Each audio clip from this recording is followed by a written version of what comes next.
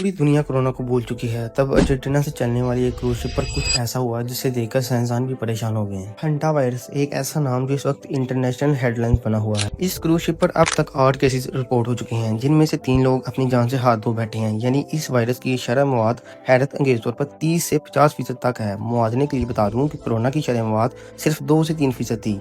Bill Gates ने साल के शुरू में ही वार्निंग दी थी कि अगली वबा इससे भी ज्यादा खतरनाक होगी। तो क्या ये वही है? Be the last pandemic. The next one could be far more severe. आप समझते हैं, ये वायरस इंसानों से नहीं बल्कि चूहों से फैलता है। इनका थूक या गंदगी जहां मौजूद हो, वहां से ये हवा के जरिए हमारे फेफड़ों तक पहुंच जाता है। एक अच्छी खबर ये है कि इंसान से इंसान में मुंतकिल नहीं होता, यानी ये कोरोना की तरह एक दूसरे इंसान को नहीं लगता। लेकिन इसका मतलब ये नहीं कि हम महफूज हैं। अगर आपकी दुकान, बेसमेंट या स्टोर रूम में चूहे मौजूद हैं तो आप खतरे में हैं। सफाई करते वक्त मास्क और दस्ताने लाजमी पहनें और हवा की आमदोरफ्त का ख्याल रखिए। आलमी इदारा WHO ने 12 मुल्कों को अलर्ट जारी कर दिया है, क्योंकि इस वक्त इसकी कोई वैक्सीन या दवा मौजूद नहीं।